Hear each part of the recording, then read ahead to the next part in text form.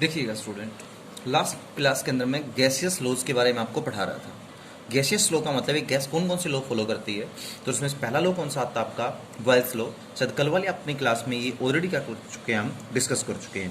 पहले तो मैंने कंडीशन बताओ बॉयल्स लॉ कब अप्लाई होता है। जब टेम्परेचर क्या होता है बेटा, कॉन्स्टेंट होता है, तभी बॉयल्स लॉ क्या होता है, अप्लाई होता है। तो उसमें आपने पढ़ा होगा कि प्रेशर जो होगा, टेम्परेचर अगर कांस्टेंट होगा तो प्रेशर वॉल्यूम के क्या होता है, इनवर्सली प्रोपोर्शनल होता है।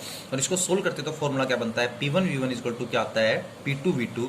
ये हमारे पास बॉयल्स लॉ की क्या आ जाती है, इक्वेशन आ जाती है। ठीक है, बाकी तो आपने देख ही लिया होगा। सेकंड की बात करते हैं तो सेकंड आपका कौन सा लॉ आता है, चार्ल्स लॉ। चार्ल्स नाम के एक साइंटिस्ट थे, उन्होंने क्या किया था बेटा, चार्ल्स लॉ एक्सप्लेन किया था। चार्ल्स लॉ कब एक्सप्लेन किया था, जब प्रेशर कांस्टेंट हो।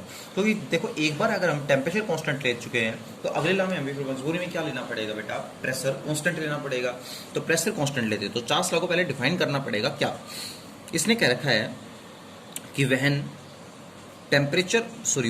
Pressure of A gas, pressure of A gas is constant, जब भी कभी किसी गैस का क्या होगा बेटा, प्रेशर कांस्टेंट होगा। तो when pressure of A gas is constant, the volume of gas is increased by the volume of the gas is increased by 1 by 273 times of the original volume as the temperature increased by 1 degree Celsius. मतलब इसका कहने का मतलब क्या है कि when pressure is constant, तो क्या कहने का मतलब है कि जब प्रेशर क्या होगा बेटा, कांस्टेंट होगा कांस्टेंट।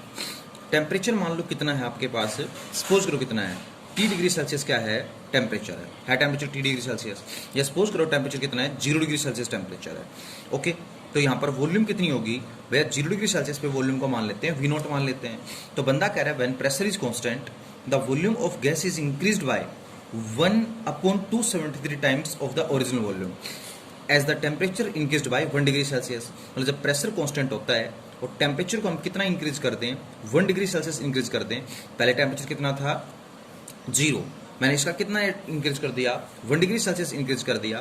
तो वॉल्यूम है ना, वो पता कितनी इंक्रीज जाती है, पहले जो वॉल्यूम थी उसकी 1/273 टाइम्स वॉल्यूम क्या हो जाती है, इंक्रीज जाती है। तो पहले वॉल्यूम कितनी थी, V0 का क्या करो, 1/273 निकालो, इतनी वॉल्यूम क्या हो जाती है, इंक्रीज जाती है। This is known as Charles law. Chemistry में क्या बोलते हैं, चार्ल्स लॉ बोलते हैं। तो कोई अगर आपको कहे सर चार्ल्स लॉ और एक्सप्लेन करो, जब बेटा टेम्परेचर को 1 डिग्री सेल्सियस और इंक्रीज करोगे, तो 1 डिग्री सेल्सियस हमने क्या किया और इंक्रीज किया, कितना हो गया, 2 डिग्री सेल्सियस। बताओ नई वॉल्यूम कितनी हो जाएगी बेटा, पहले जो वॉल्यूम थी, तो पहले कितनी थी, V0/1/273 V0, इसका कितना इंक्रीज हो जाएगा, 1/273 V0 और इंक्रीज हो जाएगा। मतलब पहले जो वॉल्यूम होती है उसका 1/273 टाइम्स वॉल्यूम क्या हो जाती है, बढ़ जाती है, जैसे टेम्परेचर 1 डिग्री सेल्सियस बढ़ाया जाता है। यहाँ पर सोचने वाली बात है, V0 प्लस बेटा ये भी उतना ही, दोनों को ऐड करेंगे क्या हो जाएगा, 2/273 V0, ये आपकी वॉल्यूम आ जाएगी। लेकिन अगर आपको कोई बंदा ये कह दे कि सर टेम्परेचर को अगर हम कितना बढ़ा दें, T डिग्री सेल्सियस बढ़ा दें, तो बताओ नई वॉल्यूम कितनी हो जाएगी। तो नई वॉल्यूम का मैं मान लेता हूँ VT, कितनी हो जाएगी बेटा, देखो जब टेम्परेचर 2 डिग्री सेल्सियस बढ़ता है तो वॉल्यूम कितनी हो जाती है, 2/273। जब 1 डिग्री सेल्सियस बढ़ाते हैं तो कितनी हो जाती है, 1/273। तो 1 बढ़ाते हैं तो 1/273, 2 बढ़ाते हैं तो 2/273, और T डिग्री सेल्सियस बढ़ाएंगे तो वॉल्यूम कितनी हो जाएगी, V0 प्लस T अपॉन क्या हो जाएगा, 273 V0 आपके पास क्या हो जाएगी, वॉल्यूम हो जाएगी। क्या तक बात ध्यान रहेगी बेटा, यहाँ पर V0 है, यहाँ पर V0 है। V0 क्या ले लिया मैंने, कांस्टेंट ले लिया। यहाँ क्या बच गया, 1, ऊपर क्या बच गया, T अपॉन क्या आ गया, 273 आ गया आपके पास। बेटा T आपका किस में है, डिग्री सेल्सियस में है, तो VT इज इक्वल टू क्या आ गया, V0। बेटा आप एक बात बताओ, पूरे कैल्शियम कितना आ जाएगा, 273 को यहाँ पर क्या करेंगे, मल्टीप्लाई, प्लस ऊपर क्या बच गया, T डिग्री सेल्सियस। बताओ डिग्री सेल्सियस में अगर 273 जोड़ोगे तो टेम्परेचर किस में आ जाएगा बेटा, केल्विन में टेम्परेचर आ जाएगा। तो कितना आ गया टेम्परेचर केल्विन में, मैंने मान लिया T केल्विन टेम्परेचर हो गया। ठीक है, पहले T स्मॉल था, दैट इज डिग्री सेल्सियस, अब T क्या हो गया, केल्विन में। अपन नीचे कितना बचा, 273। पढ़ा होगा ना कि जब भी डिग्री सेल्सियस में 273 जोड़ेंगे टेम्परेचर केल्विन में आ जाता है। ओके बेटा यहाँ पर ये भी क्या है कांस्टेंट और ये भी क्या है कांस्टेंट, दोनों कांस्टेंट्स को हटाऊंगा तो किसका निशान आ जाएगा डायरेक्टली प्रोपोर्शनल का। तो क्या आ जाएगा volume is directly proportional to temperature. तो यहाँ से क्लियर हो रहा है कि जब भी किसी चार्ल्स लॉ में आप ये भी कह सकते हैं जब भी किसी गैस का प्रेशर कांस्टेंट होगा तो वॉल्यूम क्या होता है टेम्परेचर के डायरेक्टली प्रोपोर्शनल होता है। बॉयल्स लॉ में क्या था pressure is inversely proportional to temperature, यहाँ क्या आ रहा है volume is directly proportional to temperature. अब थोड़ा इसको आगे क्या करते हैं एक्सपेंड करने की कोशिश करते हैं, आगे क्या एक्सपेंशन आएगा वो देखिएगा। अब आपको पता चल गया कि अकॉर्डिंग टू चार्ल्स लॉ जब भी किसी गैस का प्रेशर क्या होता है बेटा कांस्टेंट होता है, वॉल्यूम टेम्परेचर के डायरेक्टली प्रोपोर्शनल होती है। अगर वॉल्यूम बढ़ाएंगे सॉरी टेम्परेचर बढ़ाएंगे तो वॉल्यूम क्या होगी बढ़ेगी, टेम्परेचर घटाएंगे तो वॉल्यूम क्या होगी घटेगी। और तुमने 10th क्लास में सुना होगा कि रूम्स के अंदर वेंटिलेशन क्यों लगाए जाते हैं। आपके घर में भी रूम्स होंगे तो रूम्स के विंडोज तो हैं ही है, साथ में ऊपर जंगले में वेंटिलेशन भी होंगे। क्यों लगाए जाते हैं क्योंकि एक्चुअली में ये कहा जाता है कि जब भी टेम्परेचर बढ़ता है तो गैस गर्म होती है और गर्म गैस क्या होती है बेटा फैलती है। अब देखो गर्म गैस मतलब टेम्परेचर गर्म का मतलब बढ़ा है तो गैस की वॉल्यूम भी बढ़ी है और वॉल्यूम बढ़ने को क्या बोलते हैं फैलना। और जैसे ही गैस क्या करेगी फैलेगी, हल्की होने के ऊपर उठेगी और वेंटिलेशन से क्या निकल जाएगी बाहर निकल जाएगी। लेकिन अगर हम वेंटिलेशन ना लगाएं तो हमारी सांस के द्वारा कौन सी गैस आती है गर्म गैस, वो हल्की होने के कारण क्या करती है बेटा वॉल्यूम बढ़ती है, उसकी टेम्परेचर ज़्यादा है तो वॉल्यूम बढ़ेगी तो वो हल्की होगी, हल्की होने के कारण ऊपर उठेगी। अब ऊपर कोई वेंटिलेशन ही नहीं है तो बाहर नहीं निकल पाएगी तो फैन के द्वारा फिर नीचे आएगी और फिर हमें क्या करेगी वो प्रॉब्लम कोज करेगी। तो कहने का मतलब ये है इसलिए रूम्स के अंदर वेंटिलेशन लगाए जाते हैं। तो वॉल्यूम होती है वो टेम्परेचर के डायरेक्टली प्रोपोर्शनल होती है। प्रोपोर्शनली का सम लटाने के लिए कांस्टेंट क्या लगाओगे के, तो क्या हो जाएगा के टी बेटा मल्टीप्लाई में है तो जाके क्या हो जाएगा डिवाइड में v upon T equal to क्या आ जाएगा के, और के आपके पास क्या आ जाएगा कांस्टेंट हो जाएगा। अब सोचने वाली बात है कोई चीज़ के मतलब कांस्टेंट है, इसका मतलब क्या है मैंने कल परसों समझाया था। डे 1 को तुम्हारी मम्मी जो रुपए देती है पॉकेट मनी, डे 2 को भी उतनी पॉकेट मनी देती है, डे 3 को भी उतनी देती है। इसका मतलब क्या है कि हर दिन सेम पॉकेट मनी दे रही है और सेम को केमिस्ट्री में क्या बोलते हैं कांस्टेंट बोलते हैं। तो इसका मतलब ये है कि आपकी मदर आपको जो पॉकेट मनी दे रही है वो क्या है कांस्टेंट है। तो एक बात बताओ कांस्टेंट का मतलब होता है D 1 equal to D 2 equal to D 3। तो v अपॉन टी अगर कांस्टेंट है तो इसका मतलब क्या कहोगे कि v1 upon t1 equal to v2 upon t2 equal to v3 upon t3 and so on. और ये किसके इक्वल होगा कांस्टेंट के इक्वल होगा। अगर मैं आगे वाली दो टर्म्स को उठा लूं तो क्या आ जाएगा v1 upon t1 equal to v2 upon t2 आ जाएगा। This is known as Charles law. ये कौन सा लॉ बनता है आपका चार्ल्स लॉ बनता है। तो देखो जिस तरह से आपने बॉयल्स लॉ में पढ़ा कि जब टेम्परेचर क्या होगा कांस्टेंट होगा P1 V1 इक्वल टू क्या होगा P2 V2, वैसे आप क्या होगे जब प्रेशर कांस्टेंट होगा तो V1 upon T1 equal to किसके होगा V2 अपॉन T2 के इक्वल होगा। इसको आप क्या कर सकते हैं इसको आप चेक कर सकते हैं कैसे। आप एक काम करो एक बैलून लो, ठीक है, उस बैलून के अंदर एयर पंप करो, पंप कर दिया, ठीक है। अब उस बैलून को उठाकर फ्रीजर में रख दो, रख दिया। अब पूरा भरा हुआ बैलून को उठाकर अगर फ्रिज में रखोगे तो पता क्या होगा। तो भैया सिंपल सी बात ये है जैसे उसके अंदर रखोगे और जब 2-3 घंटे बाद निकालोगे ना फ्रीजर के अंदर से तो बेटा वो सुखड़ा हुआ मिलेगा, मतलब थोड़ा सा श्रिंक कर जाएगा। क्यों? क्योंकि फ्रीजर के अंदर टेम्परेचर क्या हुआ है डिक्रीज पढ़ाया था, टेम्परेचर डिक्रीज होगा तो वॉल्यूम भी क्या होगी डिक्रीज होगी, तो उस बैलून की वॉल्यूम पिचक जाएगी, मतलब थोड़ी सी डिक्रीज जाएगी। This is the example of Boyle's law. ये किस एग्जांपल सॉरी चार्ल्स लॉ, ये चार्ल्स लॉ का एग्जांपल होता है। क्या तुमने ऐसा सुना है कि गर्मियों में टायर फट जाते हैं गाड़ियों के, या गर्मियों में जो गाड़ी के टायर के अंदर जो पंचर लगा होता है वो ज़्यादा लीक होता है। क्यों ज़्यादा लीक होता है, टायर गर्मियों में ज़्यादा क्यों फटते हैं? इसके पीछे रीज़न ये होता है बेटा, तो गर्मियों में टेम्परेचर क्या करता है राइज करता है।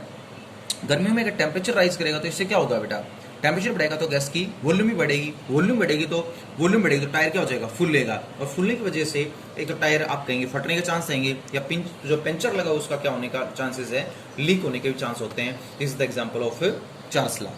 कोई पूछे चार्ल्स लॉ को ग्राफिकली कैसे रिप्रेजेंट करोगे, तो चलो देखो मैं एक काम करता हूँ। प्रेशर तो यहाँ क्या ले रखा है कांस्टेंट ले रखा है, इधर क्या ले लेता हूँ वॉल्यूम और इधर क्या ले लेता हूँ टेम्परेचर। आप सभी को पता है as we increase the temperature volume of the gas is increases. और बेटा यहाँ पर डायरेक्टली प्रोपोर्शनल का निशान है। जब भी डायरेक्टली प्रोपोर्शनल का ग्राफ बनाओ हमेशा कैसा ग्राफ बनता है ऐसा, और याद रखना इनवर्सली प्रोपोर्शनल का ग्राफ कैसा बनता है ऐसा, डायरेक्टली का कैसा ग्राफ बनता है ऐसा। तो हमारे चार्ल्स लॉ में वॉल्यूम है वो क्या है टेम्परेचर के डायरेक्टली प्रोपोर्शनल है, तो आपका ग्राफ स्ट्रेट लाइन का ग्राफ बनेगा, मतलब ऐसा ग्राफ बनेगा। तो जब वॉल्यूम क्या होगी कांस्टेंट होगी, सॉरी प्रेशर कांस्टेंट होगा, तो वॉल्यूम और टेम्परेचर के रिस्पेक्ट में ये आपका क्या होता है चार्ल्स लॉ का ग्राफ होता है। चार्ल्स लॉ के बाद अगला जो लॉ आता है वो आता है गे ल्यूसाक लॉ। गे ल्यूसाक लॉ आता है। गिलुशा लॉ में समझ गए होंगे। देखो बॉयल्स में टेम्परेचर कांस्टेंट, अगले में प्रेशर कांस्टेंट, तो गिलुशा में क्या रहेगा बेटा, वॉल्यूम क्या रहती है आपकी, कांस्टेंट रहती है, वॉल्यूम कांस्टेंट होगी। फिर क्या कहोगे, इसको डिफाइन करना पड़ेगा। When volume of A gas is constant, अगर वॉल्यूम किसी गैस की क्या है, कांस्टेंट है, तो क्या आप बोलोगे, the pressure of gas is increased by, pressure of gas is increased by, किसी भी गैस का जो प्रेशर वो क्या हो जाता है, इंक्रीज हो जाता है। बाय बाय का मतलब कितने के द्वारा, 1/273 टाइम्स के द्वारा इंक्रीज हो जाता है। Of its original volume, of its original volume, इसकी ओरिजिनल वॉल्यूम के, ओके कब इंक्रीज हो जाता है, when temperature rises by 1 degree Celsius, जब टेम्परेचर कितने के द्वारा राइज हो जाता है, 1 डिग्री सेल्सियस के द्वारा क्या हो जाता है, राइज हो जाता है। इसका मतलब बंदा ये कहने की कोशिश कर रहा है कि अगर हमारे पास वॉल्यूम क्या है, कांस्टेंट है, क्या है, वॉल्यूम कांस्टेंट है, तो अगर टेम्परेचर कितना होगा, 0 डिग्री सेल्सियस होगा, तो प्रेशर कितना होगा आपका, पी नोट मान लो। जब टेम्परेचर कितना है 0, तो प्रेशर कितना हो जाएगा, पी नोट। जैसे हम टेम्परेचर को कितना इंक्रीज करेंगे, 1 डिग्री सेल्सियस इंक्रीज करेंगे, तो पहले टेम्परेचर था 0, अब देखो कितना हो गया, 1 के द्वारा बढ़ गया। तो केमिस्ट्री कहती है प्रेशर कितना हो जाएगा, कहते हैं जितना पहले प्रेशर था उसका कितना बढ़ जाएगा, 1/273 टाइम्स प्रेशर क्या हो जाएगा, इंक्रीज हो जाएगा। दोबारा सुन लो, when the volume is constant, जब किसी गैस की वॉल्यूम कांस्टेंट होती है, तो जैसे टेम्परेचर को कितना बढ़ाया जाता है, 1 डिग्री सेल्सियस बढ़ाया जाता है, प्रेशर कितना बढ़ जाता है, पहले वाले प्रेशर के 1/273 टाइम्स प्रेशर क्या हो जाता है, बढ़ जाता है। हो गया, ये तो 1 बढ़ा है। तब अगर टेम्परेचर कितना बढ़ा दिया जाए, T डिग्री सेल्सियस बढ़ा दिया जाए, तो क्या होगा, तो पहले जो प्रेशर था उसका प्रेशर कितना बढ़ जाएगा बेटा, T/273 टाइम्स प्रेशर क्या हो जाएगा बेटा, बढ़ जाएगा। बढ़ गया, तो 1 बढ़ाओगे तो 1/273 टाइम, T डिग्री सेल्सियस बढ़ाओगे तो क्या हो जाएगा, T/273 टाइम्स प्रेशर क्या हो जाएगा आपका, इंक्रीज हो जाएगा। ठीक है, अब 1 मिनट के लिए इसको थोड़ा आगे अगर एक्सपेंड करना चाहें, तो हमारे पास क्या आ गया कि जब वॉल्यूम क्या होगी बेटा, कांस्टेंट होगी, तो जब टेम्परेचर कितना बढ़ाएंगे, T डिग्री सेल्सियस बढ़ाएंगे, तो हमारे पास P किसके इक्वल आ जाएगा, P नॉट, हमने कांस्टेंट बाहर ले लिया, 1/T अपॉन क्या बच गया, 273। बेटे काम करता हूँ यहाँ पर, P नॉट 273 को क्या ले लेता हूँ, एलसीएम, सेम चार्ल्स लॉ की कॉपी है, बस जहाँ V है वहाँ P आ जाएगा। बेटा क्या हो जाएगा, 273 प्लस T। अब आपको पता है कि डिग्री सेल्सियस में 273 ऐड करेंगे तो क्या बन जाएगा, टेम्परेचर केल्विन में आ जाएगा, अपॉन क्या हो जाएगा, 273 PT। अब सोच के बताओ, P नोट क्या है, कांस्टेंट, और 273 भी क्या होता है, कांस्टेंट। कांस्टेंट कटाओ किसका निशान आ जाएगा, डायरेक्टली प्रोपोर्शनल का निशान आ जाएगा।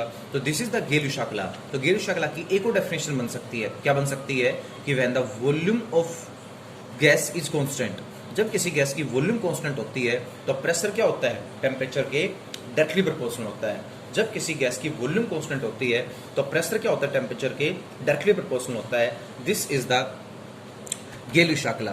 प्रोपोर्शनल का सम लटाने के लिए कांस्टेंट लगाना पड़ेगा, कांस्टेंट का लगा दोगे के, तो क्या हो जाएगा, P = KT हो जाएगा, P = KT। T इस तरफ क्या है, डिवाइड में जाके क्या हो जाएगा, मल्टीप्लाई में नीचे क्या हो जाएगा, डिवाइड में। तो P/T किसके इक्वल आ गया, कांस्टेंट।